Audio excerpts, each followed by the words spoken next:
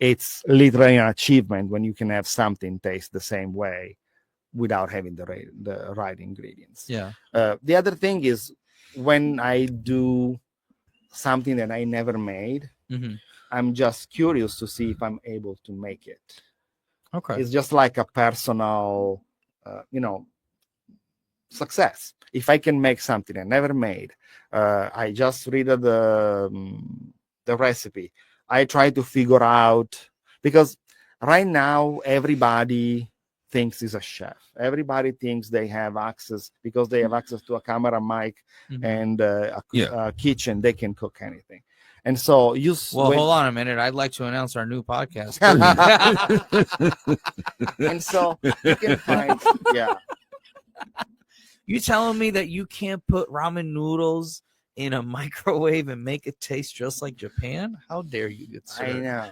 I know. And so you see all these people making videos of recipes, and you see, okay, you make that stuff just because you don't have anybody tasting that. Which one is the worst? Like, is it the crock pots? Is it the Italian? Which one is it that you're like, I can't do this? I want to burn it all down. No, I mean, I'm not that specific. Okay?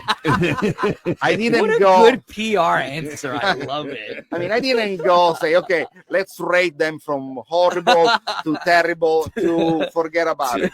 No, but for example, one of the things that I like is when I started doing the cooking classes, I had no idea how to make a cooking class for 15 people, 17 people, 20 people. So I went online and I looked online how other people who have podcasts and stuff record the pasta. And I mean, it's outrageous, because that's not the way it happened. That's the way they will put it together. They edit that stuff in a way that, one, you don't learn anything, and two, it's just like, you don't see me pull it out of the box. Exactly. Or, I mean, mistakes happen when you're cooking. It's normal. It's part of the deal. So unless you are a super skilled chef and you try the same thing over and over and over to the point that it's kind of a muscle memory, mistake happen. I mean, the pasta that you are making, the pasta that you are passing to the machine is never going to look perfect every single time. And that puts a bad expectation on people who make that pasta following that video. That thing that really upset me. Or just like when I see any kind of recipe and everything looks perfect, that is fake. Nothing happens that way.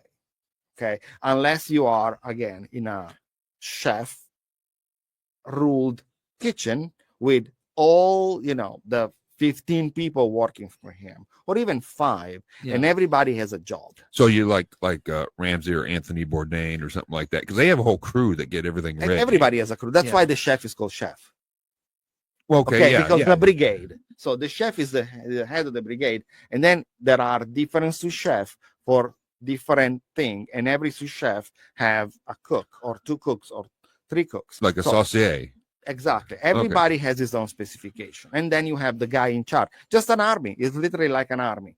The guy in charge. You have a platoon with teams with 3 fireman teams in each section. That's how they run it. And then you have the platoon sergeant. When they're doing it on TV, it looks good, but they have an army of people. It looks good, but it's literally what you're not seeing is that they're like, okay, if we're gonna do this dish, you have to fire this. Well, I'll let him explain. So everybody I've read a lot about is these. responsible for a piece of the final recipe. Oh, 1 second. Somebody. I don't know who it was. Did I touch this? No, it wasn't you. Oh, Eric, talk. Hello. Yeah, that's you, Eric. That's you. You touching it, Eric? Stop touching it. I'm not touching it. Stop touching it. Stop touching it. Touch it again, Eric. Hold on, Yeti. It's very professional. I apologize. That was the best one. Apologize. Did you plug it back in? No, you only unplug. Yeah, plug it in and out, please. Apologize for the. We'll get there. We'll get there. It'll be a second. I apologize for that. Oh, please. Well, hold on. No.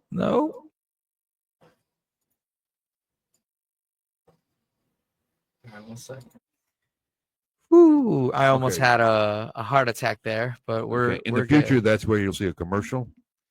Yeah, yeah. I almost had a little heart attack there. I apologize for that. It's fine. So we're talking about when people record videos. Yeah. Of food. Their cooking. Yeah. They are heavily edited. Okay, they are edited in a way that you don't see all the screw up. You don't see the mess that you're making. I mean, cooking is crying. You don't see the crying. You don't see the real cooking. You see something that is just like made for people for fruition. It's just like they did have that. I think you were watching that one show. They actually show the people making mistakes. These guys are chefs, and they'll screw up. That's a yes. I mean, there are show like I used to watch Iron Chef. Okay, where they cook live. Yeah, that's one thing. But those people are trained, and you can see they make mess. Sometimes they make mistakes because that's what happened. I mean, you cannot be on top of what you're doing 100% of the time, especially when you're cooking 2 or 3 things at the same time. Okay. Yeah. So that stuff happens. People need to know that, because if you're trying to look for a video that teaches how to do something and you think that everything has to go that smoothly, you're never gonna start. Yeah. Okay. So what aspect of cooking do you think people should like? What basic aspect of cooking should people like focus on? Consistency. Try. Just cook. Okay. And then figure out what you like, because I mean, a recipe is just like a guidance. Okay. And then there are things that you can do with the recipe to make it more of your palate. There are recipes that are just like that. For example, for making fresh pasta, you need flour and you need egg. That's it. I mean, there is nothing you can do. You can add a little bit of spinach to make them, green. You can add a little powdered tomatoes to make it red. You can add. You can add our garlic to it. No, you can't. Oh God! I didn't know. The way he said that. No, do not add garlic to pasta. The way he said that, it's like you slapped his mother in the kitchen on Thanksgiving. No, garlic is okay. If you want, we can open a whole chapter about garlic, but that's gonna be a painful. Wait, what? I was just saying. Hold on. Give me the cliff notes. What's wrong with garlic? I like garlic. There is nothing wrong with garlic. There is something very wrong with. It's a superfood. Exactly. Absolutely yes. But there just are not on pasta. Ways. Okay, in pasta and on pasta is a different thing. Okay. I'm not understanding. Okay, because you can add spinach and tomatoes. Well, hold on. Let him cook. You make either powdered spinach, okay, or just like a little bit of paste of spinach in the pasta dough to make it green. Yeah. You add tomato to make it red. Okay. You add squid ink to make it black. Okay. If you add garlic, you don't add anything, because I mean, you are more effective to add garlic to your sauce than to your pasta itself. Unless you're gonna eat your pasta raw, there is no point. Which at that point you're dealing with a sociopath, obviously. Okay. I mean, everybody can do anything, but there are things, there are doors. Things you don't do. I mean, there are doors that probably are better not open. Okay. I mean, you were talking about adding stuff to pasta, and I thought maybe I gotta see that reaction later when I'm editing. I saw his face like no. Oh my God. No.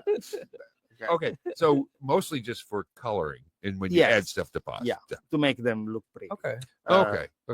I know the rule now. I won't do that. But there are other recipes in which you can play with stuff to figure out if you like better this way or better that way. For example, there are, if you like more the flavor of wine in your in your braised meat.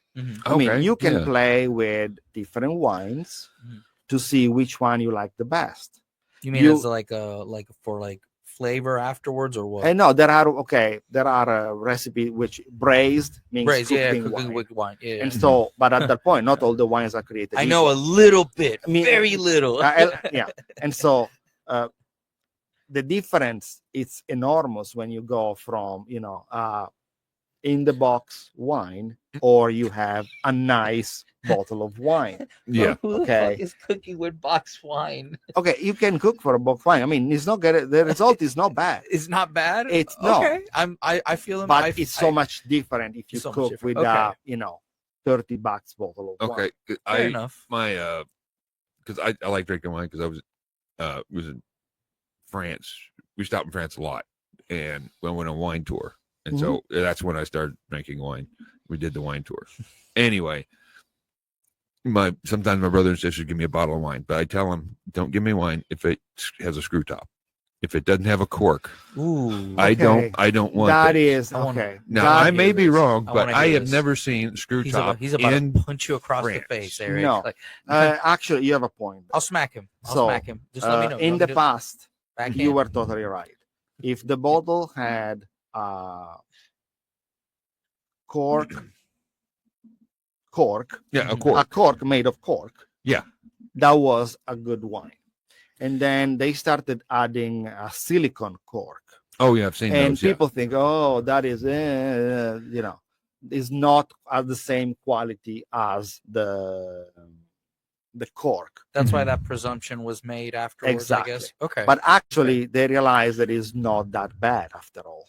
It costs less and is not as much different. The difference is the cork is elastic in some ways. And so if something happens when you are corking a bottle, for example, the machine has a little sign or something, that cork will expand again and the bottle will be sealed. If you use a silicone one, and something happened to that cork because the machine is not, perfect, that thing is not going to get fixed. That bottle or those bottles are going to be thrown away because they get too much oxygen.